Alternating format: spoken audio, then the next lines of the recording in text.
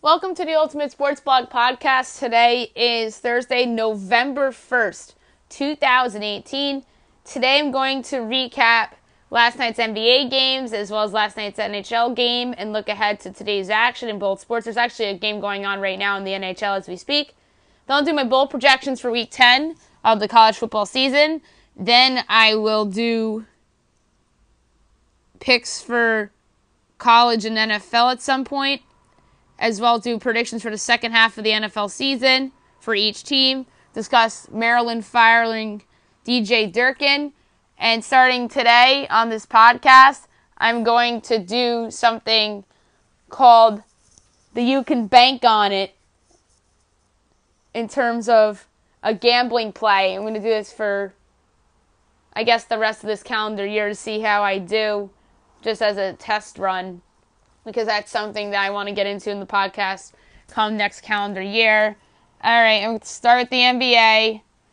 Some interesting results from last night that I want to get to and discuss, and a few takeaways I had as well. The Nets defeated the Pistons 120-119 in overtime. This is a great win for Brooklyn, a win that they absolutely had to have. They're 3-5. Detroit's 4-3. Spencer Dinwiddie had a nice game off the bench, 25 points, 4 boards, and 4 assists. Joe Harris had 23. Karis LeVert had 19, 6-6. Jared Allen had a 14-9. Jared Dudley had an 11-6. Ed Davis had a double-double off the bench with 10 points and 10 boards.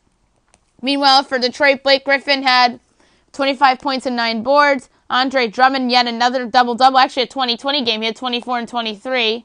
Reggie Jackson at 21. And yeah, there's a bad loss for Detroit, but Brooklyn needed this game if they want any hope of at least hanging around in the weak Eastern Conference playoff race. You know that number 8 seed's going to be up for grabs this year with a lot of these terrible teams in Eastern Conference tanking. And it could be had for anybody. It could be Brooklyn's, it could be Detroit's, it could be Charlotte's, and Charlotte was the team I predicted that would get it before the year. Or maybe one of those teams that are tanking, or that I think are tanking, end up being a surprise and end up being in the playoffs, just like Indiana last year. Nobody thought Indiana was a playoff team last year before the year. Everybody thought that was a tanking team, and then they ended up making it. So maybe there is a new Indiana this year. Well, I thought it was going to be Charlotte, but there's other people that thought that Charlotte was a playoff team other than myself. Meanwhile, last year, nobody had Indiana in the playoffs. And speaking of Indiana, they defeated the Knicks last night by a score of 107-101. Good win for the Pacers, come from behind style. They're 5-3 on the year. New York drops to 2-6. Domantas Sabonis was 12 for 12 from the field with 30 points and 9 boards off the bench. My big takeaway from this game is that he should be starting at the center position over Miles Turner. He's a better player than Miles Turner. I don't get why Indiana paid Miles Turner. He's a nice player and he can protect the rim pretty good. But Sabonis, he just stood out last night, man.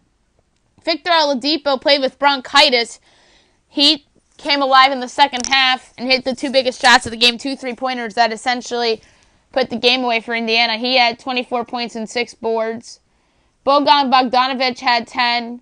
Thaddeus Young had 13 points and 10 boards. Tim Hardaway Jr. was the game's leading scorer. He had 37 points with 7 3-pointers. Damian Dotson had 13. Noah Vonleh had 14 points and 10 boards. Alonzo Trier had 14 off the bench. And yet again, the Knicks continue to hang around at home against good teams.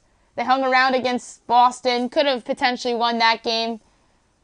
Kevin Durant got red hot in the fourth quarter on Friday night at MSG, and they actually had the lead against the Warriors going into the fourth quarter, which to me, yeah, there's no moral victories in sports, but that is a win for a rebuilding team like the Knicks, because Golden State is probably the best franchise in sports right now in terms of winning consistently, and they have 3 championships in the last 4 years. So almost defeating what has been the greatest sports team over the last 5 years. not just defeating them, but hanging around with them, especially if you're a bad or a rebuilding team.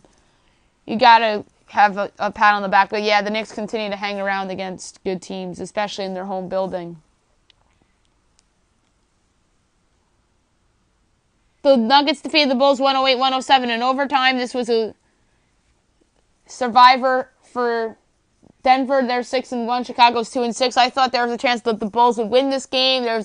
Had a feel for a trap game for Denver, just like why I picked the Knicks yesterday against Indiana.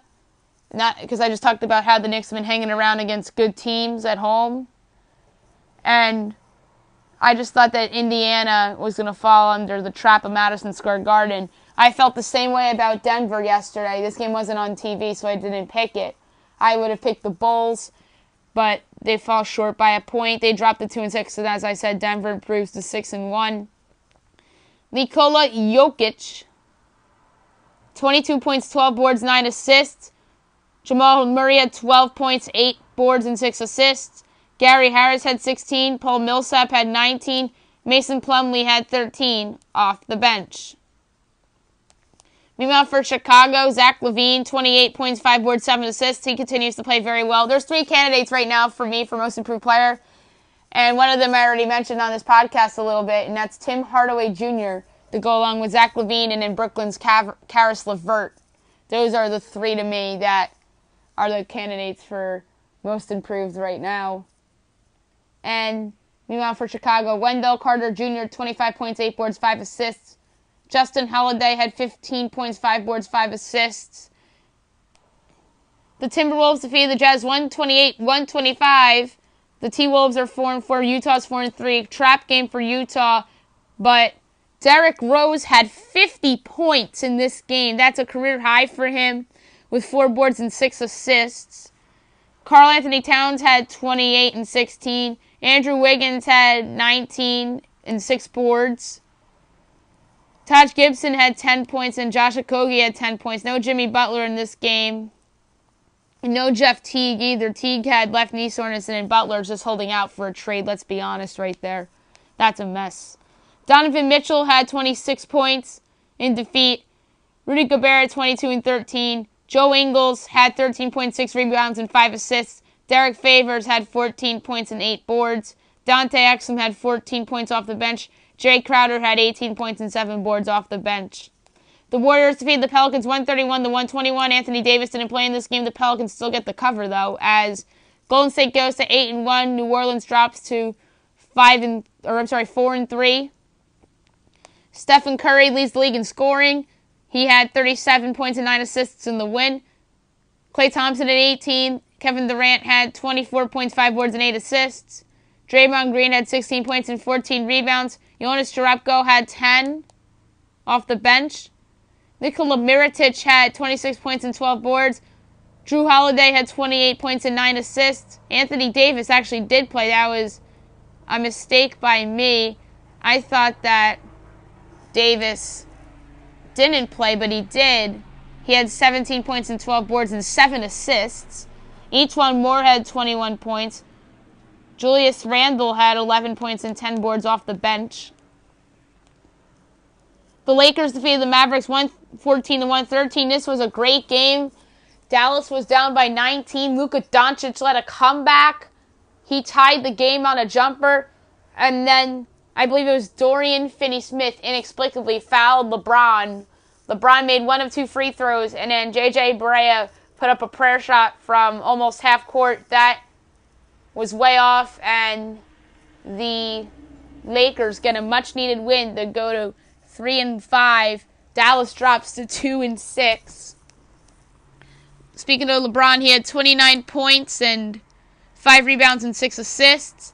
Kyle Kuzma had 18 points and 8 boards. Brandon Ingram had 17. JaVale McGee had 16 points and 15 rebounds. He's exceeded expectations so far this season for LA, in my opinion. Lonzo Ball, another nice game. 12 points, 4 boards, and 7 assists. I talked about Doncic. He had 14 points, 5 boards, and 7 assists. Harrison Barnes had 19. Wesley Matthews had 21. DeAndre Jordan had 10 points and 12 boards. It might have actually been Wes Matthews that fouled LeBron, not Dorian Finney-Smith. Dwight Powell had 12 off the bench. JJ Barea had 15 off the bench with 10 assists. The Spurs absolutely destroyed the Suns 120-90. I deserve a slap in the face for this. I thought this was a trap game for San Antonio and that the Suns would take advantage. But in fairness, at the time I made the pick, I didn't know that Devin Booker was going to be out for this game.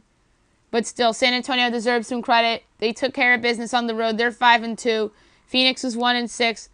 DeMar DeRozan, unbelievable, 25 points. LaMarcus Aldridge had 24 points, and both of those players didn't even play in the fourth quarter. Rudy Gay had 12 points and 8 boards. Marco Bellinelli had 14 off the bench. DeAndre Ayton had 13 points and 8 boards. TJ Warren had 21 points. Trevor Reeves had 14 points and 7 boards. Mikal Bridges off the bench had 16 points. And tonight's games on... Actually, it's a bigger slate than I thought. There's 6 games on tonight. 7 o'clock, you have the Thunder and the Hornets. Wonder if OKC gets their 3rd straight win, or if Charlotte, who's actually a favorite in the game, gets the win. You have the Nuggets at the Cavs. Is this a trap game for Denver? Second night of a back-to-back. Clippers and the 76ers is a nice one. Philly's actually a 6-point favorite there. The Kings and the Hawks. The Kings have been the surprise of the NBA. They're 5-3. Is this a letdown spot potentially? 8 o'clock on TNT, you have the Bucks at the Celtics. The undefeated Bucks at 7-0. The Celtics at 5-2. Got to make a pick here. The Boston Celtics are at home. They're a big game team, especially in their home building. Yeah, they did lose a big game, which was the 2nd game of the year in Toronto, but Toronto had everybody healthy, and they're on the road. Toronto was home in that game, but Boston's home. Giannis Antetokounmpo is coming off that concussion. I wouldn't be shocked if Giannis looks a little rusty per se. The Celtics usually play well against the Bucks. So give me the Boston Celtics to hand the Milwaukee Bucks their first loss of the year. So that's that. The Pelicans and the Blazers, 10:30 on TNT. Anthony Davis and the Pelicans in their playoff rematch against Damian Lillard and the Blazers. The Blazers tend to play well at home on TNT on Thursday nights, and I think that trend continues. The Blazers had a really nice win in Indiana recently, and I thought that was very impressive. But I was a little disappointed with a couple of their defeats, especially that Miami lost. They won at Orlando, but Orlando stinks. So give me the Blazers at home to get their 2nd win on TNT Thursday night in 2 weeks. In 2 games on TNT. I meant to say there. Hockey, only 1 game last night. The Canucks beat the Blackhawks 4-2. The Canucks are 8-6. Chicago 6-4-3. So Chicago's slowing down a little bit after the hot start. The number 1 star of the game with 2 goals, Jake Virtanen. The number 2 star of the game with a goal, Brandon Saad. The number 3 star of the game with a goal and an assist, Brendan Gaunce. Going on right now in a tie game at the end of the 2nd period, you have the Jets and the Panthers. The goals scored in this game were by Patrick Laine, Matthew Perreault, Keith Yandel, and Evgeny Dadonov. At 7 o'clock tonight, you have a couple game starters. Maple Leafs, Penguins, Islanders, 7:30. Capitals, Canadiens, Sabres, Senators. Devils, Red Wings, Predators, Lightning. Preds Lightning's a good one. I'm surprised that's not a Thursday nighter on NBCSN. 8 o'clock, you have the Golden Knights and the Blues. That could have been an NBCSN game too. Avalanche Flames, 9 o'clock. Blackhawks, Oilers. Blackhawks, Oilers just was a game in Chicago, I believe. 10:30, you have the Rangers and the Ducks, the Flyers and the Kings, and the Blue Jackets and the Sharks. So some nice ones on the slate tonight in the National Hockey League. Now I'm going to do my bold projections for Week 10 of the college football season. College football playoff, no changes. Number 1, Alabama against number 4, Notre Dame in the Cotton Bowl. And then in the Orange Bowl, number 2, Ohio State against number 3, Clemson. The rest of the New Year's 6 in the Peach Bowl, I have Georgia and NC State. Fiesta Bowl, UCF and Oklahoma. Rose Bowl, Washington State and Michigan. The Sugar Bowl, Texas and LSU. The New Mexico Bowl, I have Southern Miss and Nevada. The Cure Bowl, Cincinnati and Troy. The Vegas Bowl, I have Arizona and Fresno State. The Camellia Bowl, Western Michigan and Appalachian State. The New Orleans Bowl, Coastal Carolina and North Texas. Boca Raton, I have UAB and Memphis. The Grispilla Bowl, Temple and Duke. The Frisco Bowl, Toledo and Louisiana Tech. Bahamas Bowl, Northern Illinois and Middle Tennessee. The famous Idaho Potato Bowl, I have Eastern Michigan and Boise State. The Birmingham Bowl, I have Houston and Auburn. The Armed Forces Bowl, Army and South Florida. Dollar General Bowl, Georgia Southern and Buffalo. Hawaii Bowl, I have Hawaii and Marshall. The First Responder Bowl, I have FIU and Minnesota.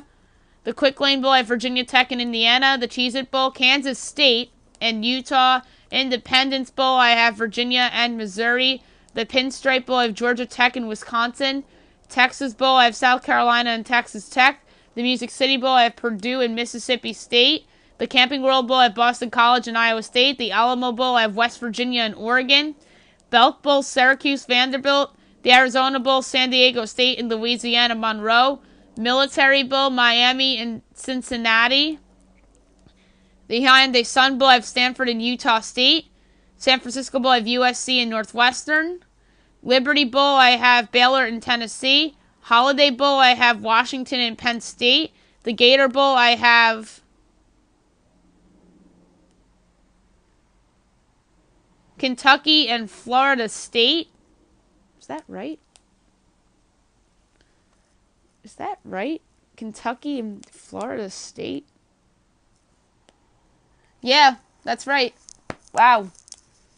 I was just doing a double take to make sure that was correct. Not a typo. Wow.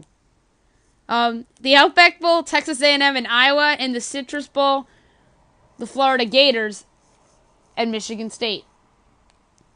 All right, that's that. DJ Durkin was let go of the Maryland head coach yesterday. This was bound to happen. This should have happened over the summer. Matt Canada should be the full-time head coach there going into next year. I think he's done a great job in intern duties, even though it's been rough circumstances.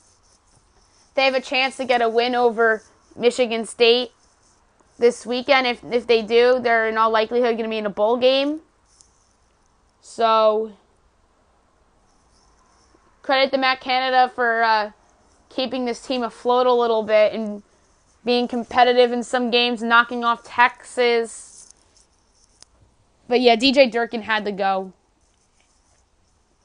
And what happened over the summer with the whole Jordan McNair situation was just terrible for the program.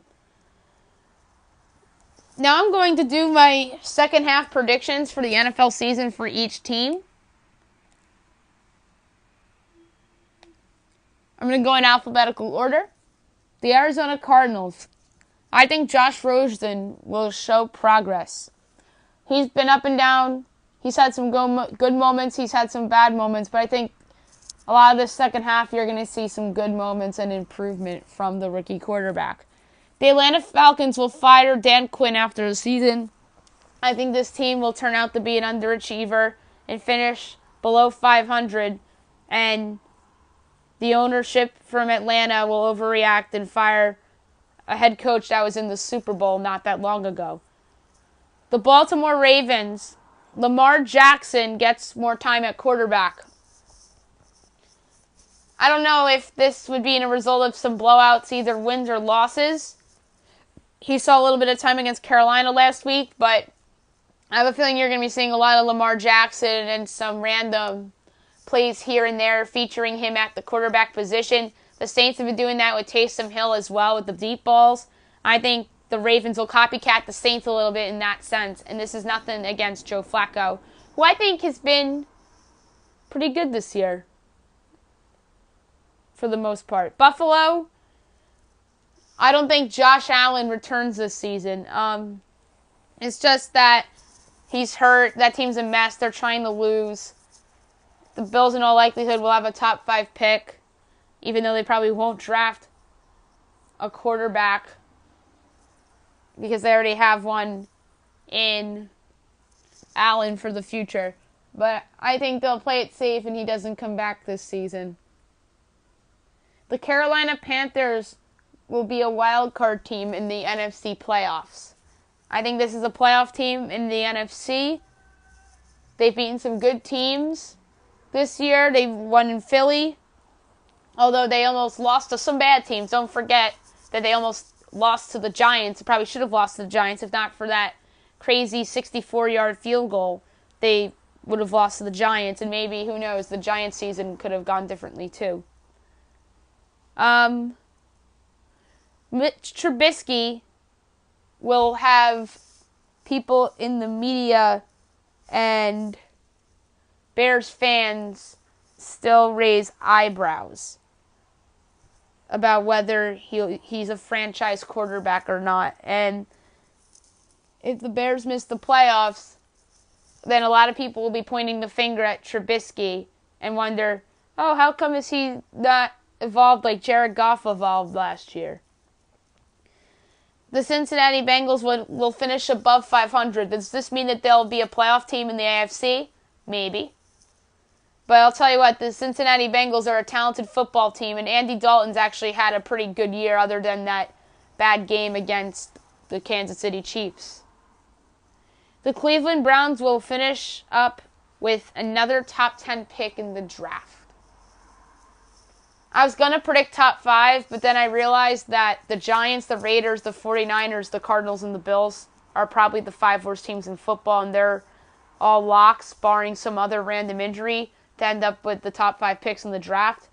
And then between 6 and 10, you'll have teams like the Browns probably, the Jets, the Tennessee Titans, the Indianapolis Colts potentially,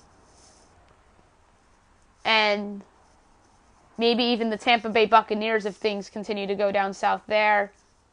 So that's your most likely top 10 teams in terms of picking in the top 10 of the draft. Oh, and the Denver Broncos is another team we forgot about in that list. But maybe they won't have a top 10 pick. Maybe they'll be like 11 or 12 because they'll upset somebody at home. They'll spoil somebody's season with a home win somewhere down the road, knowing the Broncos. Because they tend to do that every year if they aren't good. The Dallas Cowboys will fire Jason Garrett finally after all these years. A lot of people thought that Jason Garrett was going to lose his job in 2013 after they lost to the Redskins in the game where the Eagles, in which the Eagles clinched the NFC East. 2012 was the Redskins. 2013 was the Eagles. They lost a home game to Philly that sent Philly to the playoffs. And then they won the NFC East in 2014. And in 2016, they finished last in the NFC East in 2015 because Tony Romo got hurt. And then 2017, they went 9-7. But Jerry Jones obviously made up the excuse, oh, well, Ezekiel Elliott was hurt. They have no excuses this year. And if they finish 500 or worse, Jason Garrett will be shown the door. And this, to me, is a 8-8 football team that will show Jason Garrett the door at the end of the year. And I don't know if Amari Cooper will work out. Maybe, maybe not. I'm going to say no. And Dallas will be searching for a new head coach come January, and I'm sure Cowboy fans will be very pleased about that. The Denver Broncos will fire Vance Joseph. This probably should happen last year, but I think it's a little embarrassing for teams to fire a coach after hiring a coach. We've seen that before. I think the Bears, Mark Trestman was only their coach for one season, and then he was let go. Or he might have been there for 2. But you can't remember the last time that happened where it was a one and done maybe it was a Browns coach. Maybe it wasn't Pat Shurmur. It was whoever. Oh, Rod Shazinski. That's who it was that was one and done, and it surprised a lot of people because the Browns overachieved a little bit that year and finished 7-9, and then they fired the coach anyway. But that's just the Browns and how dysfunctional that team is. But I think Denver didn't want to do it last year to not put egg on themselves. But I think that will happen this year once they finish like 6-10 or 5-11. Maybe they'll be a team that ends up with a top 10 pick. Because I listed 11 or 12 teams that I think could potentially have a top 10 pick when I made that prediction about the Browns. Kenny Golladay of the Lions will have over 1,000 receiving yards. With the trading of Golden Tate, Golladay will become one of Stafford's better options along with Marvin Jones. And Galladay's been awesome. And he's emerged, and I think there's a chance that he can finish the year with over 1,000. Green Bay's Devontae Adams will also finish with over 1,000 receiving yards. He's been great this year. He's emerged as Aaron Rodgers' number one guy with the departure of Jordy Nelson. Randall Cobb is sort of like the 1B. Jimmy Graham hasn't really done much for them, but Adams has been their best receiver this year. The Houston Texans win the AFC South by multiple games. Yes, I think the Houston Texans will take advantage of their schedule a little bit. Wouldn't rule out a loss this week, though. I'll get to my picks tomorrow on the podcast, but I think this team is the best in the division. I picked them to win the division before the year. I kind of wrote them off after they were 0-3 after they lost that game to the Giants, but ever since then, they've been good. Deshaun Watson's looking better by the week. And this team is bound to go 10-6 or 11-5 and end up with the 4th seed in the AFC playoffs. Andrew Luck will finish the year with over 4,500 passing yards. Andrew Luck, despite a lot of his players being hurt this year, has been pretty good for the most part, and I think he finishes the year close to 5,000 yards. Now, I was tempted to predict 5,000, but I'm going to play it safe and go with 4,500. The Jacksonville Jaguars will bench Blake Bortles again. I think they're going to bench him for a game. I don't know when. I think there's a chance they start the newly signed Landry Jones or the journeyman Cody Kessler over Bortles if Bortles continues to struggle. The Kansas City Chiefs, this is the easiest prediction on here. Patrick Mahomes will win the MVP award. He's been phenomenal. He's the breakout star in the league this year, as I predicted before the year, but I just didn't think he'd be the MVP. But yeah, he's the MVP, and good for him. The Chiefs got themselves something when they traded up, that's for sure. And then I kind of killed them last year for moving up to get him and trading away a pick, but sometimes it's just worth it in the end. And I think Houston, if Deshaun Watson will end up looking the guy that he was pre-ACL injury, then they'll be looking fine too with that decision. The Los Angeles Chargers will end up as a wild card team in the AFC playoffs. This team's had an easy schedule throughout the year. They have a tough one on Sunday against the Seahawks, but I think this is a playoff team in the AFC. The Los Angeles Rams will lose more than twice. Yes, that's very bold. They could very well lose this weekend at the Saints. I think there's a trap game looming in their division somewhere. I thought there was a chance they'd lose to San Francisco, but they blew them out. I thought there was a chance they'd lose to Denver. Denver got the late cover, but the Rams found a way. They nearly lost to Seattle.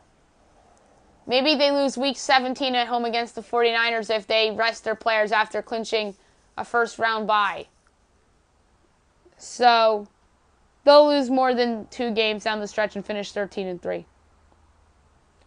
The Miami Dolphins, Ryan Tannehill will come back and end up starting at quarterback again. Brock Osweiler's done a nice job filling in for the injured Ryan Tannehill. I just think once Tannehill is ready to go, I think they'll put him in. Especially if Osweiler struggles, they'll rush Tannehill back. The Minnesota Vikings, despite underachieving a little bit and not winning games against good teams, they'll still win the NFC North. I think this is a good team, and they just got Everson Griffin back. I think that defense will get better. Kirk Cousins, I think, has been an upgrade over Case Keenum, although he turned the ball over twice in that Saints game, which cost him the game. But the Vikings are still one of the best teams in the NFC, one of the best 10 teams in football, and they should absolutely win the NFC North because they have the most talent and the best coach in that division. The New England Patriots will get a first-round bye despite the Chiefs and even the Steelers and the Ravens and... not the Ravens, the Chargers, because Chargers are still 5-2. And then the Patriots are sitting there at 5-2 as well. So the AFC West winner is either going to be first or second, or the Patriots. And there are some people that think that the AFC North winner will finish with a better record than the Pats, but I think the Pats will end up with a first-round bye, and I'm tempted to predict that they'll have home field advantage too. Oh, and another losable game for the Rams is the Chiefs game in Mexico City. I just forgot to mention that game. The New Orleans Saints will reach the NFC Championship game. This is a very complete team. Their defense is improving by the week. They got a big pick six in that Vikings game, or else they probably lose that game.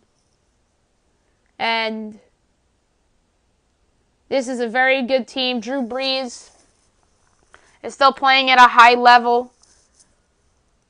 Marcus Davenport has been pretty solid. He had a breakout game against the Vikings with 2 sacks. And I kind of killed the Saints for trading up to get him, but hey, that could end up paying off in the long run. The New York Jets will fire Todd Bowles after the end of the season. He probably should have been fired last year, but they kept him around because the team overachieved last year, even though they were 5-11. I think the Jets probably thought they were going to be worse than that, but I think after another subpar season, could very well be 5-11 again, I think Todd Bowles goes. The New York Giants, Eli Manning starts every game for the rest of the season. I feel even better about this now after the arrest of backup quarterback, or I should say third-string quarterback, Kyle Lauletta. I don't think Dan Fanny, or whatever the second-string quarterback's name is on the Giants, will see playing time, and he's not the future either. I don't think Lauletta's the future either. I just think they drafted him thinking he had a chance to be the future, and I don't think they thought they were going to be this bad. So I don't think Lauletta's the future, and I think they'll play Eli, and his very last NFL game could very well be December 30th against the Dallas Cowboys at home. And that would be an emotional game at MetLife Stadium with all the fans there to potentially support Eli Manning in what could very well be his final game of his career. The Oakland Raiders' own first-round pick will be a top 3 pick.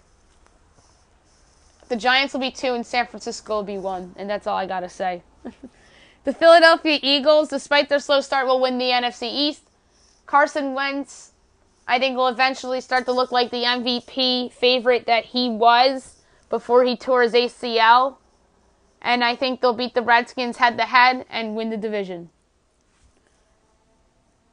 The Pittsburgh Steelers, despite no Le'Veon Bell in sight, they'll win yet another AFC North title. That big win over the Cincinnati Bengals was huge. I think they have a good chance to beat Baltimore on Sunday. And they'll be right back in the driver's seat in that pretty good division. The San Francisco 49ers will have the first pick in the draft. I already gave away that prediction when I made that Raiders prediction, how their own pick will be top 3. The Seattle Seahawks will finish above 500. Does that mean the final wild card spot in the NFC? Maybe. I think they have a real chance at it. I think the contenders for that, as I said the other day, is the second place NFC East team, the Packers, the Lions, the Bears,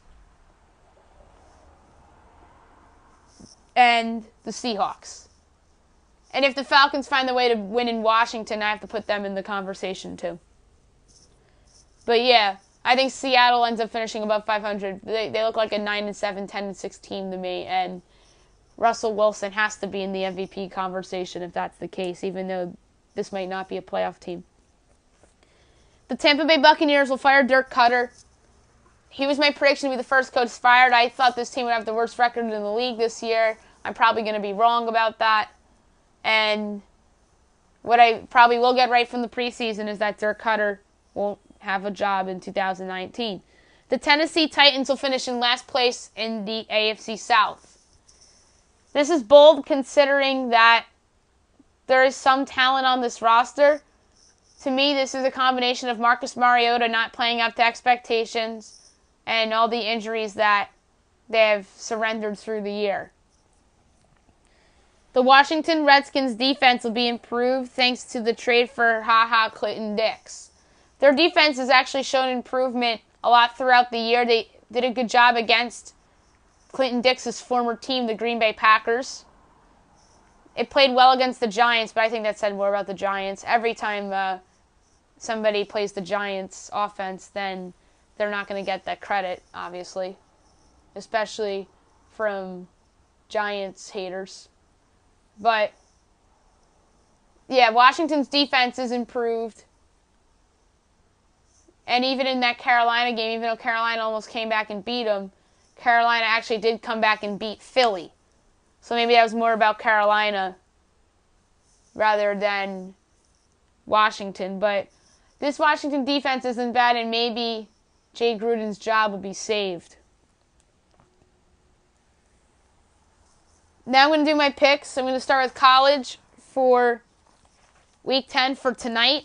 Only 3 games on the slate. There's only one to me that really I care about on the slate, to be honest with you guys.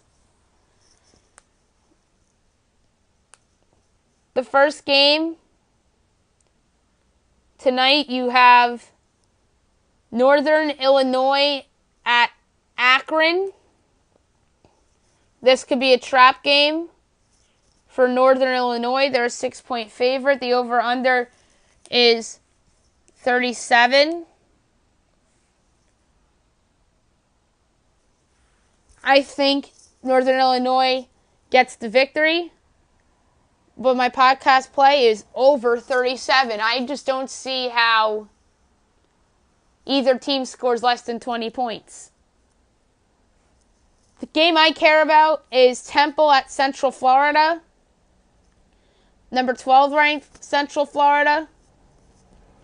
7:30 on ESPN. Mackenzie Milton should be able to go in this one. UCF is a 12-point favorite. I think they win.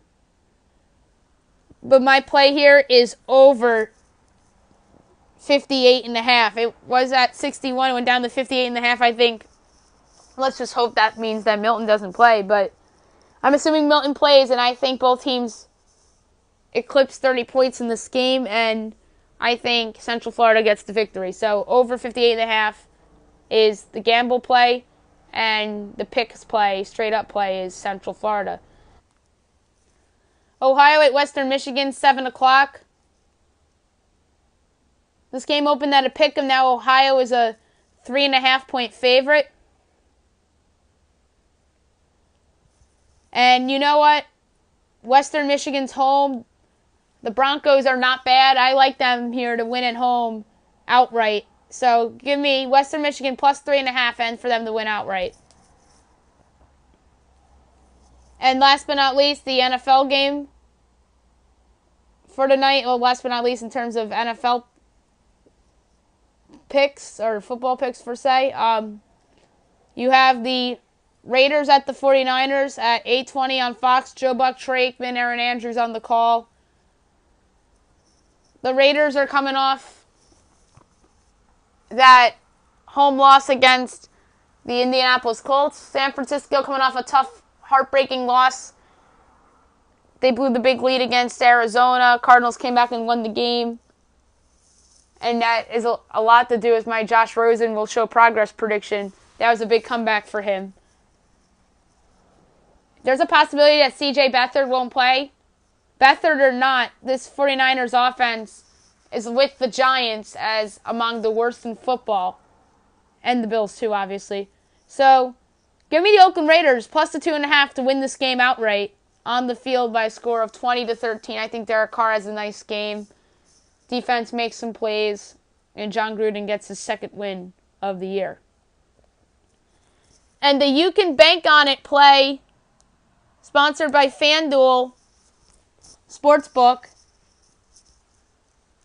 This is something new I'm going to be doing on the podcast for the rest of the year. And if this goes well, then I'm going to continue to do it into 2019, where I'm going to bet $1 on a parlay and see if it works. It could be a parlay, or even it could be a single bet. But I just said it was a parlay because I like a parlay tonight rather than a single bet. So, with that said, the You Can Bank on It will be a little parlay. $1 on the line. I'm going to take an NBA parlay of 4 teams. And there are the 4 teams that are not on the TNT doubleheader tonight, or the 4 games. I'm going to take the Cleveland Cavaliers, plus 164 on the money line. Parlay that with the Clippers, plus 180 on the money line. I'm going to take the Hornets, minus 120. And I'm going to take the Atlanta Hawks, plus 114. And that all brings me to $2,800. I'm going to place $1 to win $28 on this nice little parlay here between 4 teams, 3 underdogs, and then 1 favorite. The favorite being Charlotte. I like Charlotte at home because I just think Oklahoma City on the road is a little vulnerable. And I like how Charlotte has played at home this year. The second night of a back-to-back for the Nuggets, I like Cleveland and Larry Drew to get the 2-0. Well, 2-0 under Larry Drew. The Clippers at the Sixers, I'm going to take a long shot bet here and pick the Clippers to win on the money line on this parlay because of how well they've been playing. Philly's a little confusing to me. They had that big win over the Bulls. They're unbeaten at home, but winless on the road. Yeah, they're home here, but I just like this long shot underdog, or it really shouldn't be a long shot, but a nice little underdog play on the Clippers. And I gave my explanations for Charlotte, and then for Atlanta, I think Sacramento's due for a bit of a letdown. So the parlay here is Cleveland, Clippers, Hornets, Hawks, money line, plus 2,800, betting $1 to win $28. Here we go. And that's it for the podcast today. I'll be back tomorrow recapping everything from NBA, NHL, NFL, college football. I'm going to do the rest of my picks tomorrow, and I hope you guys have a great day, everybody.